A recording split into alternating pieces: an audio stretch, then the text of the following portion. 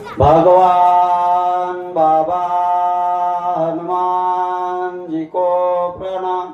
महान त्यागी बाबा जुमदेव जी को प्रणाम। परमात्मा नमस्कार। भगवत प्राप्ति करता निष्काम कर्मयोग साधना करता परमपूज्य परमात्मा एक मंडळ वर्धमान नगर नागपूरच्या वतीने बाबांच्या आदेशाप्रमाणे आज सामूहिक यज्ञाचे हवन कार्य मानव मंदिर मौजा आमगाव इथं पार पडले आणि त्या निमित्ताने चर्चा बैठकीचे आयोजन करण्यात आले। तर ह्या चर्चा बैठकीमध्ये सृष्टीचे निर्माता जगाचे विधाता आणि बुद्धीचे विकासदाता स्वयं शक्तिशाली भगवान बाबा हनुमानजी उपस्थित आहेत। यांना माझा प्रणाम। मानव धर्माचे संस्थापक आणि आम्हा सर्व सेवकांचे सद्गुरू महान त्यागी बाबा जुमदेवजी उपस्थित आहेत। यांना माझा प्रणाम। आम्हा सर्व सेवकांची आई मातोश्री वाराणसी या डोबरीकर उपस्थित आहेत। यांना माझा प्रणाम। आजच्या या कार्यक्रमाचे अध्यक्ष परमपूज्य परमात्मा एक सेवक मंडळ नागपूरचे संचालक तथा भंडारा पाहुणी शाखेचे पालक संचालक श्रीमाननीय गुलाबरावजी साठवणे साहेब उपस्थित आहेत। यांना माझा प्रणाम आणि नमस्कार। आजच्या या कार्यक्रमाचे उद्घाटक श्रीमाननीय भंडारा पाहुणी शाखेचे सहसचिव रूपचंदजी निंबारते साहेब उपस्थित आहेत।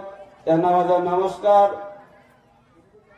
मंच खूप मोठा आहे म्हणून मंडळांतर्गत मंचावर सर्व उपस्थित सर्व मार्गदर्शक मंडळी ज्येष्ठ सेवक सेविका या गावचे पदाधिकारी सरपंच साहेब पोलीस पाटील साहेब ग्रामपंचायत सदस्य यांना माझा नमस्कार।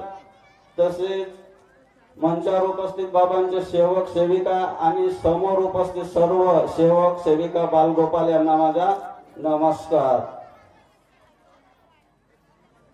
या मार्गात येणारा प्रत्येक सेवक हा आपल्या जीवनामध्ये दुःखी कष्टी होता म्हणून या मार्गाशी जुळला आणि या मार्गाशी जुळल्यानंतर सुखी समाधानी झाला। परंतु आपण या मार्गात आल्यानंतर आपण ज्या दिवशी या मार्गात प्रवेश केला त्या दिवशी आपली आर्थिक परिस्थिती कशी होती हे प्रत्येक सेवकांना आठवून पाहिलं पाहिजे। त्यावेळेस आपल्यावर दुःख होते। दुःख दूर करण्यासाठी आपण बरेच उपाय केले परंतु आपल्या उपायाला यश येत नव्हता म्हणून आपण या मार्गाकडे वळलो आणि सुखी समाधानी झालो। ज्या वेळेस आपण दुःखात होतो त्यावेळेस आपले स्वतःचे रिश्तेदार भाऊ पण आपल्याला जवळ घ्यायला तयार नव्हते। गावात किराणी दुकान असेल तो आपल्याला ओळखत नव्हता का परंतु हा आधीची उधारी देत नाही तर मी नवीन उधारी कशी देऊ तो उधारी द्यायला मागे पुढे पाहत होता। या परिस्थितीतून आपण या मार्गाशी जुळलो आणि भगवंताच्या कृपेने सुखी समाधानी झालो। परंतु आज आपण जे बाबांनी तत्व शब्द नियम दिले आहेत त्या तत्व शब्द नियमाला कुठेतरी विसरत चाललो आणि मार्गात आल्यानंतरही आपण आपल्या जीवनामध्ये दुःख ओढवून घेतो।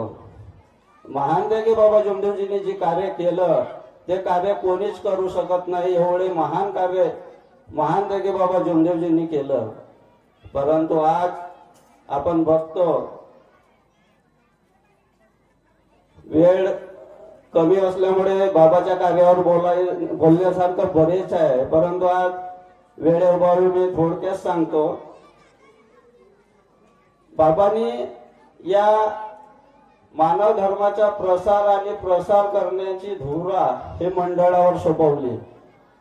जे 90च्या आधी या मार्गात जोडलेले सेवक असतील त्यांना माहित आहे बाबाचे आयुष्य हे संपत आले होते असे बाबांना वाटले आणि ती गोष्ट बाबांनी सेवक मंडळी मार्गदर्शक मंडळी यांच्याजवळ बोलून दाखवले म्हणून सेवकांना मार्गदर्शक मंडळींना चिंता पडली की आता या मार्गाचं काय होणार, आम्ही अडाणी सेवक आहोत, या मार्गाची धुरा आता कोण सांभाळणार. तर बाबांनी म्हणजे मार्गदर्शक मंडळींनी सभा घेतली आणि बाबांना विनंती केली की बाबा आम्ही अडाणी सेवक आहोत, या मार्गाची परिपूर्ण कल्पना रूपरेषा माहिती आम्हाला परिपूर्ण नाही, तर तुमचे काही दिवस सहकार्य आम्हाला अजून लाभले पाहिजेत. बाबा सर्व सेवकांची विनंती ऐकून सांगितलं का भगवंत काय घडवते ते पाहू. त्यानंतर 21 दिवसाचे कार्य देण्यात आले आणि 21 दिवसाच्या कार्यामध्ये योग मागायचा होता का भगवान बाबा हनुमानजी, महान त्यागी बाबा जमदेवजी तुमच्यासारखे त्यागी सक्षम निष्काम कार्य करणारे व्यक्ती तुमच्या हयातीत तयार झाले पाहिजे, अशी आम्ही भगवान बाबा हनुमानजी, महान त्यागी बाबा जमदेवजी यांना विनंती करतो. परंतु बाबा परमेश्वरात विलीन होईपर्यंत 96 पर्यंत कोणीही व्यक्ती बाबासारखी तयार झाली नाही आणि समोर आली नाही. परंतु आज बाबापेक्षाही बाबा बनलेले आहेत. कारण बाबाने म्हटलं होतं कि मंडळ ये एक शक्ति है, व्यक्ति नहीं. व्यक्ति को गृहस्थी होने से वो मोह माया अहंकार का त्याग करेगा, ये करना मुश्किल है. इसलिए मंडल यही आगे कार्य करेगा. म्हणून मंडळाचे जे काही आदेश निघतील ते आदेश प्रत्येक सेवकांनी आपल्या जीवनामध्ये पालन केल्या पाहिजे आणि आपला जीवन सुखी समाधानी बनवल्या पाहिजे. आपण जर बाबाचे आदेश मंडळाला आहेत आणि मंडळाच्या आदेशाचे आपण जर पालन केले नाही तर आपल्यावर दुःख ओढवू शकतात. म्हणून मंडळांतर्गत जे आदेश निघते ते बाबाचे आदेश समजून आपण त्यांचा अंमल आपल्या जीवनामध्ये केल्या पाहिजे.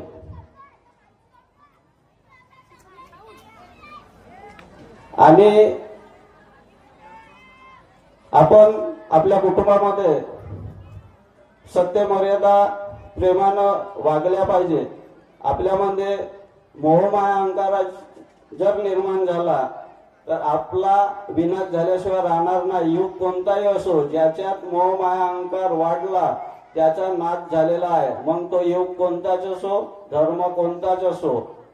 कारण बळीराजाला असा अहंकार चढला होता का त्यांनी खूप अहंकार चढला होता आणि त्यांचा अहंकार नष्ट करण्यासाठी परमेश्वराला वामन अवतार घ्यावा लागला. आणि एक ब्राह्मणाच्या मुलाच्या वेशात तो त्याच्याकडे गेला आणि म्हणजे दान मागितलं. तो बळीराजा हा त्याचं कर्म जरी वाईट असलं तरी तो दानशूर होता. तेव्हा त्या बळीराजाने त्या ब्राह्मण मुलाला विचारलं का सांग तुला काय पाहिजे. तो म्हणते मला फक्त काही नाही 3 कदम जागा पाहिजे. त्या राजाला हसू आलं. मेरा इतना बड़ा राज्य है और आप मुझसे सिर्फ 3 कदम जगह मांग रहे हो, मेरे लिए ये कोई बड़ी बात नहीं है. ठीक है, मैं आपको 3 कदम जगह दूंगा.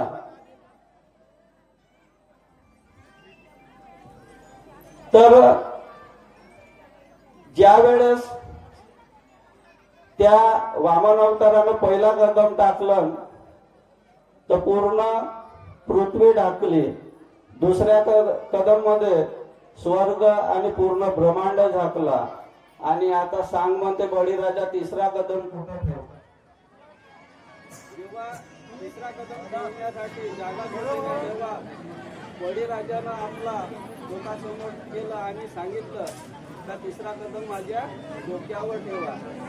आणि त्या वामन अवतारानं आपली तिसरा कदम त्याच्या डोक्यावर ठेवून त्याला पाताळामध्ये घाललं.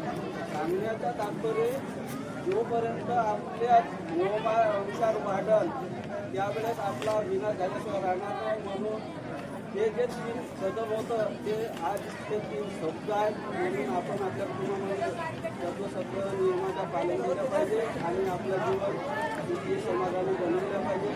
माझ्या जीवनामध्ये सर्वसाठी पालकाचा प्रयत्न करेल तुम्ही सुद्धा करा एवढं बोलून